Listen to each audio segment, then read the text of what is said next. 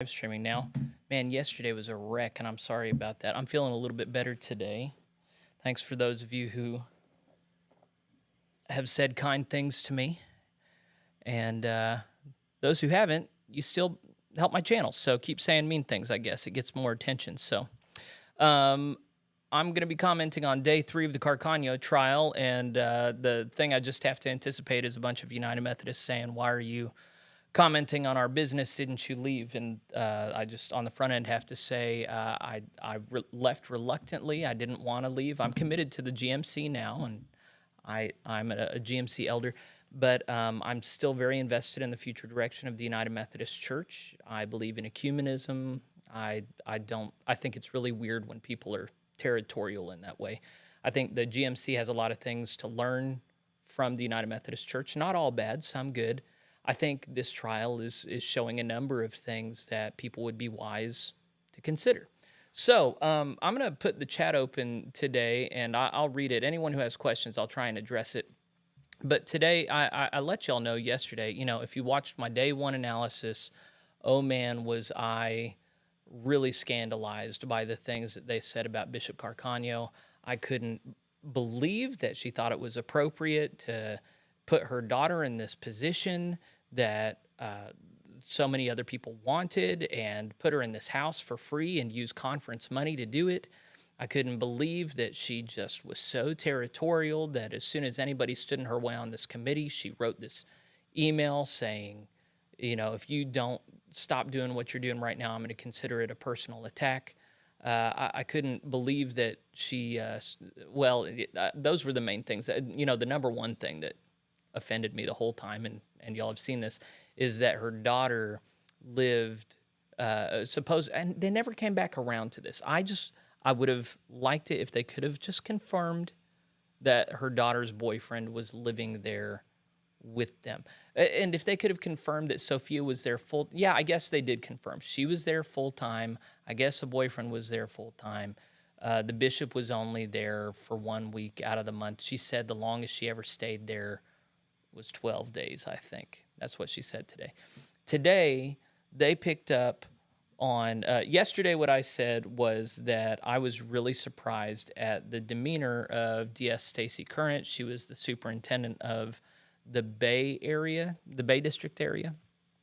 And, the way they described Carcaño and Current, I just expected them to be defensive and just not happy to be there at all. That's not how they were. So if anything, I remarked on day 1, even as I was sympathetic with the prosecution, I'm going to call it, I know they don't call themselves the prosecution, but that's essentially what it is. Well, what they call themselves is the church, but I'm not sure the church is against. I just think it's confusing to use that lexicon. So the ones who are angry at Carcaño, I noted, starting with the very first one, George Dominguez, apparently he was a hire from GBGM. And here's what happened today is that Current and Carcaño said a number of these people, surprise, surprise. Of course, they're going to say this regardless of if they're telling the truth or lying, but that these people had issues, that Dominguez had a pattern of losing it, that she had privately corrected. You could tell from Craig Brown's interview that he was angry. The question was, how normal was that? One thing she said today, this is just random, but at one point, Craig Brown, this was according to Current and Carcaño, had a pattern of intervening in local churches and the ministries of different areas without corresponding at all with the district superintendents in that area.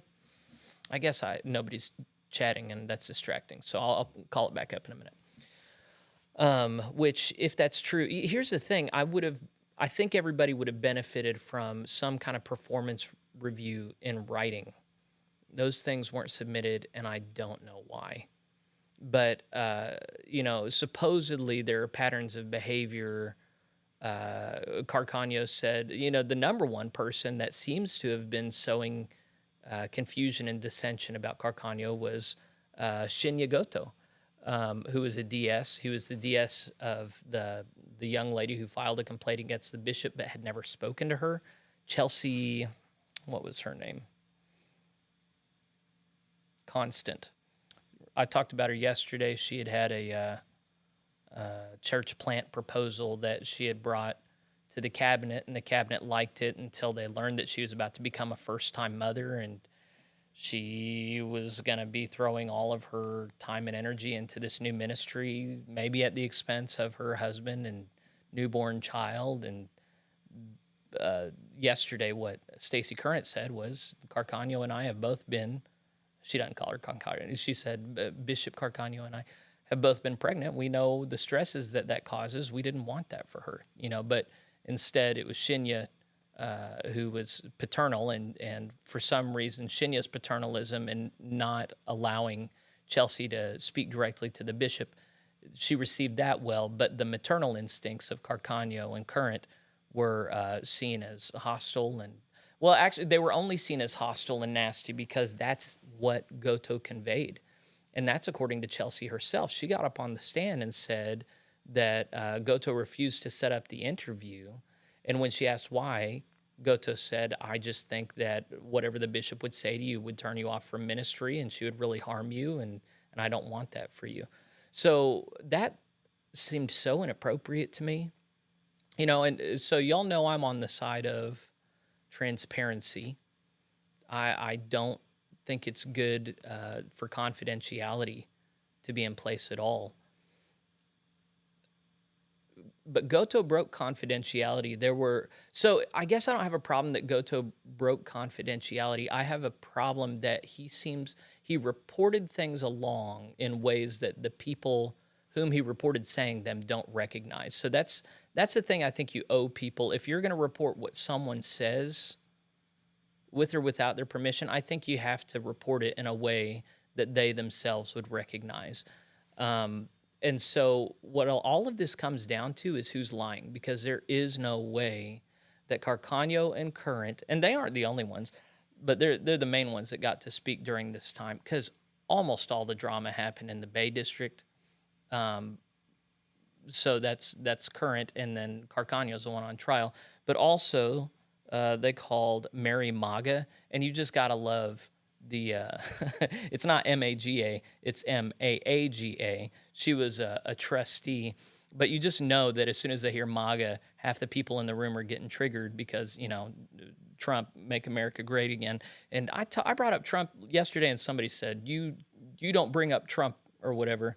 I don't know if it's because they hate Trump or they love Trump, but hey, you just got to reckon with the fact Trump has very much impacted American public life and American discourse. I'm just going to name that. Based on what I said yesterday, I don't think anyone would know whether or not I like the guy or not. Anyway, just having this lady having the name MAGA, I know just sets people off. But she was just some matter-of-fact lady who served on the Board of Trustees. She was the one who moved to approve the task force's plan. You remember, this is the one that the chair of the Board of Trustees and the treasurer, aligned against the bishop, tried to get another firm involved and move things down the line. And the bishop said, no, we've already agreed to all these things.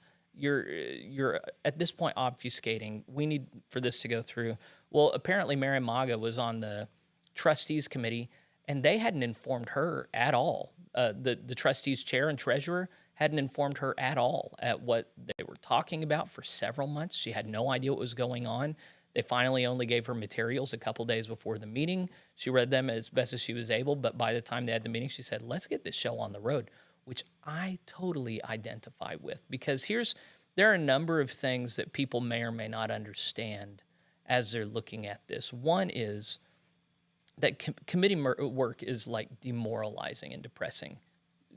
Usually, it depends on who you're in a committee with. So, man, when you're on a committee where everyone pulls their weight and they're excited about the project and they're sharing a common vision and they're using different gifts to get there, oh man, committee work is so exciting. That is the very rare arrangement. What is much more common is only 2 or 3 people are very engaged. They're usually, those 2 or 3, That engagement does not overlap with talent or skill. Sometimes they have the talent and the skill, but they don't have the people skills necessary to convey their ideas or be respectful with other people's stupid ideas. I did a year of nonprofit work in Little Rock before I even went into seminary, and I was appalled at how low quality the work was on different committees, city level committees in the state capitol. The quality of work being done is so low. According to testimony today, there were only 6 trustees on the board of trustees. They didn't have a meeting for several months in the midst of the heavy workload. And so these two were seemingly just doing other things, and then all of a sudden they have a problem. They do things their own way. That's just not how you do business. You know, it's collaborative work. Other people had carried their weight, and it was time to move. And you can't go all of a sudden, oh, you know, I could have said something 100 times before now, but all of a sudden last minute I've got a thing, and it's going to delay the timeline. And you need to be gracious and give me space. And no, that is not realistic. So I'm going to say the same thing I did last night. It doesn't justify the bishop's response in writing. You know, this is the thing that harpooned her. Truth be told, I don't think that she's the monster they convey, but she did write the things that she wrote. So you can't argue with the things that she wrote. But the other reality is that is par for the course with bishops. You know, I gave my own account last week. I think I called it confrontation with the UMC bishop or something. I dealt with very heavy-handed bully tactics from my UMC bishop whenever I was in the Oklahoma annual conference. So why would it be a problem with Olivito and not any of the other?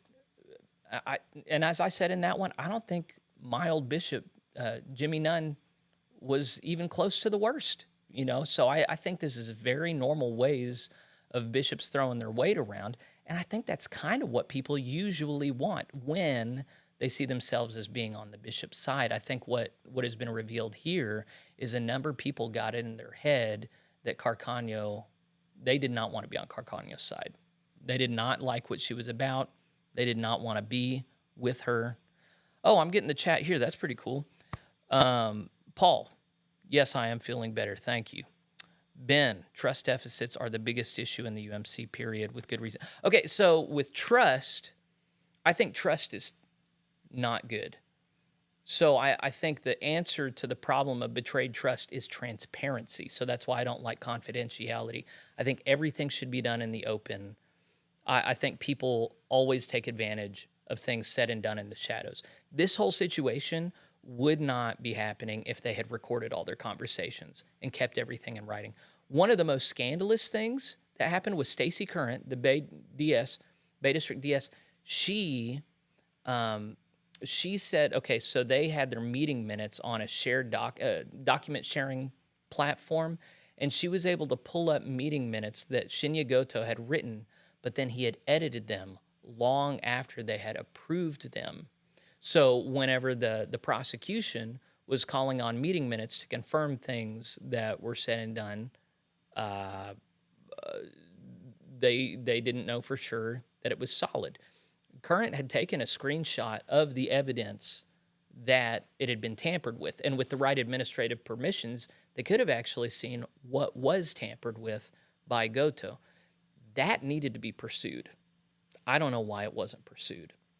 But these sorts of things, I mean, that's what a trial should look like, is just people really digging and delving into these things and figuring out who said what. So it was really useful when they had footage of that meeting where Carcaño supposedly lost her mind, and then they had all this footage of her being humble and patient with the group. So at the end, we don't know what to do with the accusations made because they couldn't be confirmed on camera. So as always, I'm going to exhort whoever listens to me, record every conversation you're a part of, so long as it's legal. Get everything in writing so far as you're able. The only things they got in writing are the only things really supporting and buttressing their case, and all that proves is that Carcaño was participating in kind of strong-arm language that is par for the course with bishops. It is not worthy of charges being filed. It's nowhere close to something exceptional and earth-shattering that requires a bishop being brought up on charges. We've had bishops who cheated on their spouses that stayed in office, okay? Whoa. We've had some real scandalous stuff bishops have done. A bishop losing their temper every now and again, a bishop not being very open to compromise. That is not a scandal. Oklahoma Annual Conference used to have a bishop called Angie Smith. He was in charge of also New Mexican churches. And when people were known to misbehave, he took it as his right and prerogative to move anyone who bothered him out to New Mexico. Nobody wanted to go out there. Now, we act as though that's so abusive right now, but the thing is, connectionalism means we play well together. If you got somebody that's not playing well with others, yeah, they're lucky they don't just kick you out. They give you a chance to get your act together in a not pleasant situation, eat some humble pie, come back into the fold. The fact that that's seen as abusive at this point, it really just says something like these people feel entitled to make their way up the ladder. I just think it's so weird. We gave guaranteed appointments, which is like tenure. That's so odd to me. I said we. I know, I'm not United Methodist anymore. I'm sorry. And then they created this culture where you could only ever move up in pay scale, which is just so weird to me. That's so worldly. And the fact that that wouldn't correspond at all with performance is just nuts. I'm going to check back in on the comments for a second. Brian says the UMC is clearly broken. Charges, countercharges, fear, not the testimony of Jesus Christ. So I think that's what secrecy engenders. So as I'm talking about what I want the GMC to learn from this, what I'm hoping is that we see doing everything out in the open is super important. Because no matter how trustworthy a person is. Okay, so the only Methodist I'm aware of who is ever so trustworthy in conduct that nobody really got any ground when making accusations against him was Francis Asbury. And his daily way of life was so rigorous, so righteous. He had zero private time. I don't think that any Christian leaders currently in the GMC, UMC, any American denomination are willing to live that kind of lifestyle where they are beyond question and reproach. That's what I think everybody is kind of imagining. Like, we can have leadership that is just beyond reproach, or we can have leadership that can get the job done and never have to strong-arm people. And those are fictions, man. Like, if you are going to have bishops and they're in charge of an area and they have got to get these churches in line, churches don't like getting in line. They're proud. They have their own cultures. Pastors don't like getting in line. They're proud. They have their own way of doing things. They've been enabled all this way along. They feel entitled. So you can either, when you look at Glide Memorial Church, when you learn about the systemic issues that had been in place for decades, then you realize that all Karen Oliveto ever did was she came in and she just blessed them and enabled them along the way. She just didn't buck them. And so when Carcaño stepped in and saw what was going on, she's like, this isn't recognizably Christian. Our affiliation has got to end here. That's the kind of person Carcaño was. So as I'm talking about yesterday, Carcaño having integrity, she doesn't have the kind of integrity that I would have her have. I admire liberals who still abide by the parts of the Book of Discipline that they don't like, in particular the stuff around sexual ethics. I think that right there sifted the chaff from the wheat, those who have actual integrity versus those who have selective integrity. But Carcaño did have a sort of integrity where she was willing to betray the Book of Discipline whenever it came to sexual ethics. She would phrase that differently. I acknowledge that. But that's what people like me, that's how we see it. She would betray that, but then she would uphold other things that she was very firm on. The problem is that's subjective. And so what you have here is people feeling entitled to an opinion because they have strong feelings. And so as you watch the prosecution's witnesses and you see them cry and get angry and you see them paint this caricature of a power-hungry Trump-like figure, you know how to feel about that. But then as you see Current and Carcaño, you see Mary Maga. The other witness today was Odette Lockwood Stewart. She's the pastor of the church that supposedly got taken advantage of whenever Their parsonage got used as a part-time residence well, it wasn't even considered a part-time residence for the pastor, but whatever. She said, "This has been a huge blessing for our church. It's an excellent thing. We're making money back." Oh, and in case I didn't say it before, this $100,000 loan they took out for the renovation, it was just that. It was a loan. It wasn't a grant. So it's all getting paid back. Where's the harm? But then the only other witness was Reverend Cow, and I didn't get his full name. He also seemed like he had a pretty fun time in the 60s and 70s, but he was talking about Shinya Goto going around and trying to collect names and letters of people willing to say mean things about the bishop. I tend to believe that. So he was doing that after the bishop had already been brought up on charges, according to him. Still pretty pertinent, pretty nasty. So one of the other things I knew I wanted to talk about was, there are 5 things. I don't know if I'm going to get a chance to talk about them. I've talked about confidentiality, basic morality. I've kind of come around to equal application of standards. I think that kind of figures in, but that doesn't seem as important now as the first day. I wondered if there's a male-female thing at play here. If I want to keep my head, I'm probably not going to talk about it. Keep my head, I mean like not get it chopped off. But the thing I knew I should talk about is emotions and feelings, because we are living in a time where people feel entitled to an opinion, or like they have a unique claim on the truth because they have stronger feelings than others. And so, this elicits a lot of strong feelings for people. Like on the first day, it elicited strong feelings for me because I've suffered.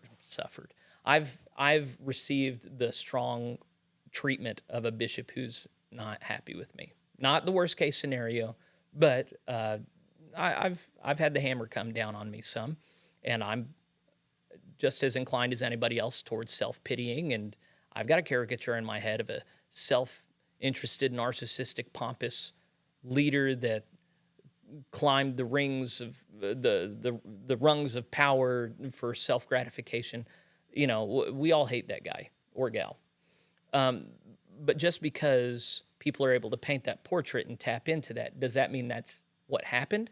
You have to do better than that.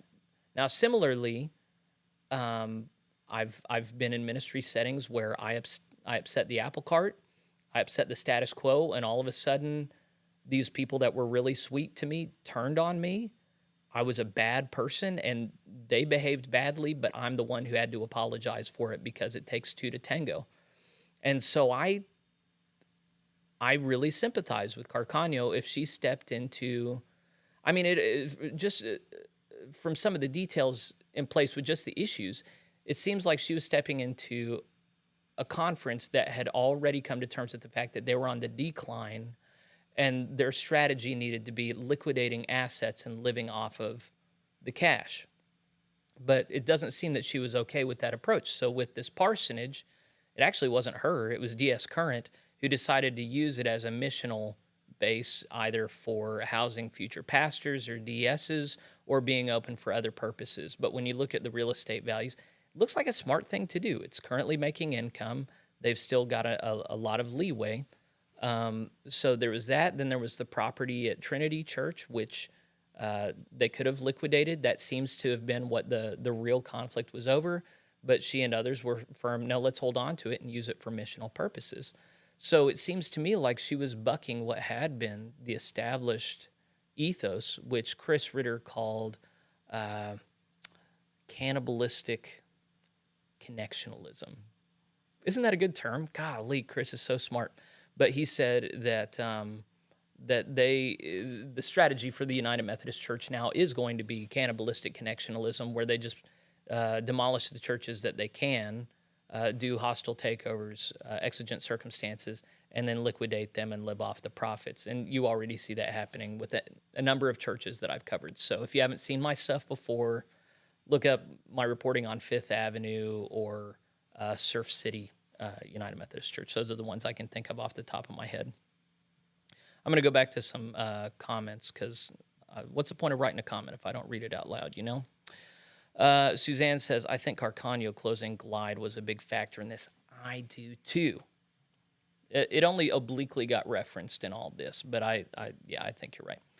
Brian says you don't prosecute on what was not verified, but what the testimony of what was done. Otherwise, 4,000 people could be called in stating, I something.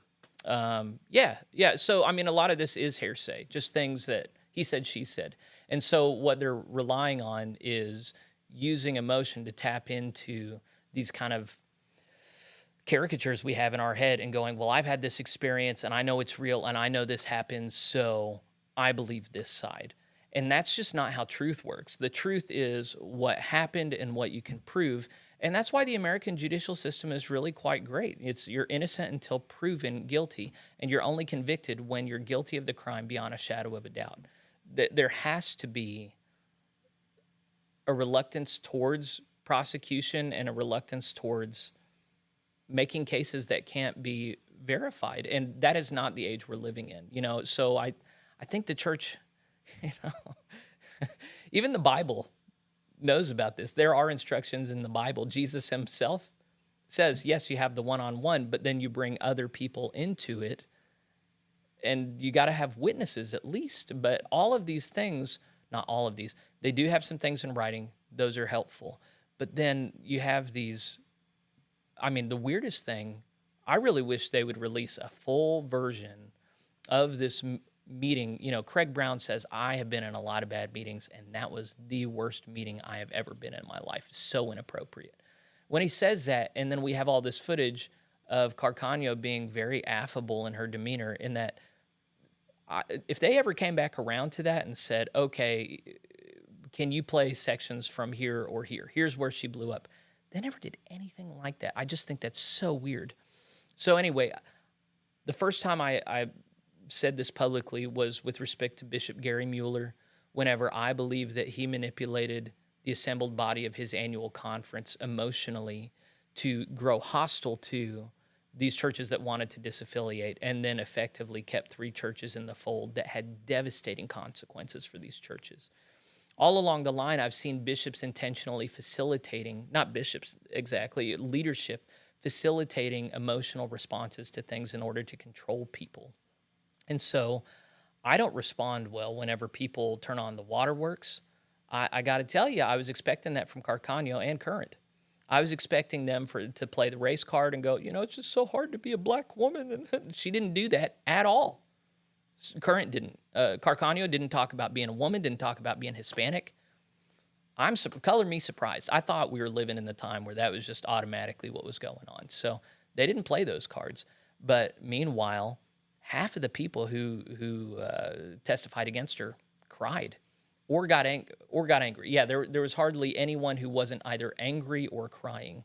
And so to me, that doesn't convey, oh, these people are terrible victims. That conveys to me that they're not in control of their emotions. That conveys to me that these are the type of people who might get it in their heads that someone is a bad guy, and then they're just not going to change their mind. I've had this happen, woe is me, whatever, but we live in an age where a white, straight, American male, Christian, identifies as male, what is that, cisgender. I fit all the boxes for privilege. I'm confident. I'm of a certain class and education. I mean, I tick all the boxes.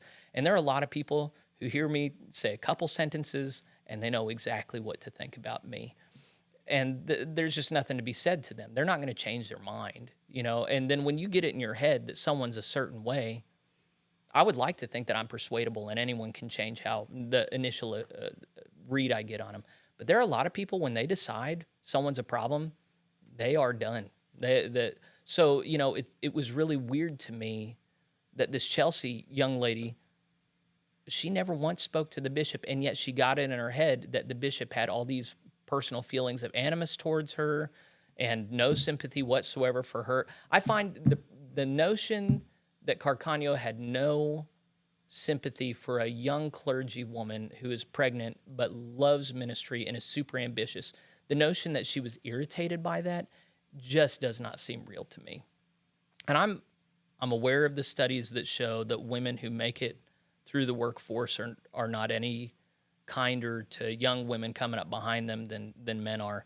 But when Carcaño's whole thing is women and minorities, the level of hypocrisy required for that, I mean, I get that we have Craig Brown and Shinya Goto saying heinous things coming from her mouth, but if Goto and Brown are liars, how could they, here's the thing I didn't count on. I didn't count on the testimonies being so different. I thought that all of them would have some sense of loyalty to the truth, but clearly not just one person is lying. At least two people are lying on either side. If truth is a thing, if reality is a thing, then at least two people on each side are lying. And then, odds are a lot more than that are lying in shades of lying. But how would you justify that as a member of church leadership? And I think the answer is, if you are convinced that the person you're lying about is a bad person, then there just isn't this guilt of making up a specific thing about them that I didn't see, I didn't experience, but they're totally the type of person to do this sort of thing. So I'm going to manufacture it so they have to answer for being the kind of person that they are. So this is a real thing. I think his name is Hassan Mazdi.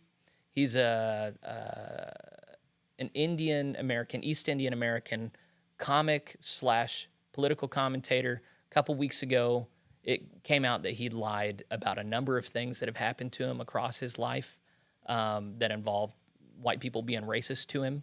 And his answer for that was that he was a sort of avatar for this spirit that he knew was in the air. So it didn't matter if the stories he told were false. He knew that he was talking about something true.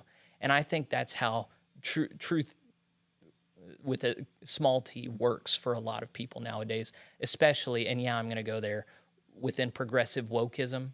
I think they have this notion that there are these systemic problems that need to be addressed, and if they have to manufacture some scenarios in order to get something done about it, that's okay. I actually think that's how activism works. I think low-level violence, this notion of putting your finger in somebody's face and saying, I'm not touching you, I'm not touching you, I'm not touching you, but looking for a response.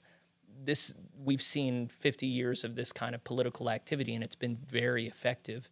And so it involves emotional manipulation. It involves creating caricatures of people, and it involves a lot of complaining and whining and crying. I think what we've seen is, when women first entered ministry, and second wave feminism is built on this. It's the notion that women are tough, they are robust, they are not these fragile, weak creatures that everybody may put us in a position where we need to be tough, and we'll be tough. And you know what? I've seen that in my wife. I've seen her deliver 4 kids. She is the toughest person that I know.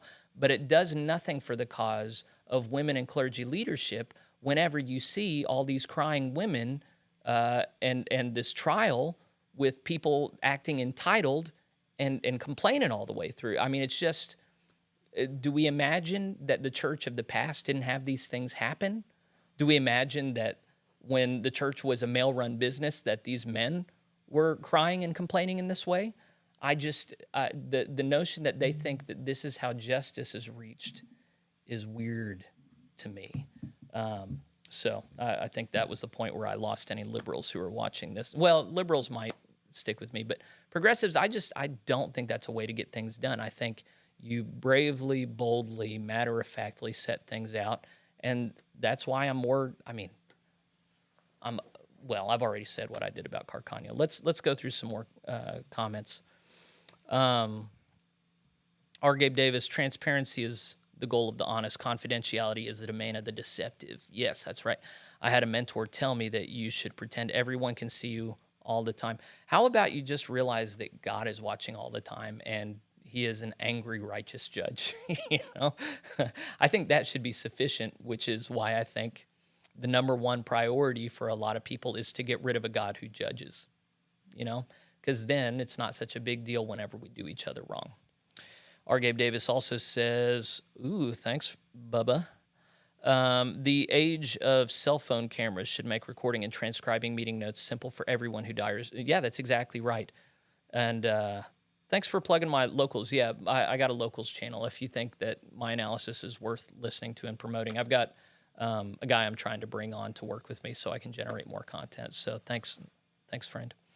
I don't know why I called you Bubba a minute ago. That's what I call my son sometimes whenever he does something that pleases me. So I guess I'm still tired from being sick. I'm doing a lot better today. I don't know where things are right now. It's weird. They scheduled the case out through Saturday, but they're done with witnesses. They ended the whole time of witnesses today. They dismissed them to deliberate, to ask questions, to search the book of discipline, to review the evidence. They're supposedly going to start at 8 o'clock in the morning. I don't know what they're going to do. I don't know if there's going to be more fact finding or anyway, I'm going to tune in. So anyway, if they don't do anything new, there's still a ton of analysis and stuff I haven't even talked about. So I'll do another one of these tomorrow. But if there is more content, then we'll cover that. So anyway, this has been fun. I see we've got 50 some people on the live stream right now. That's pretty cool.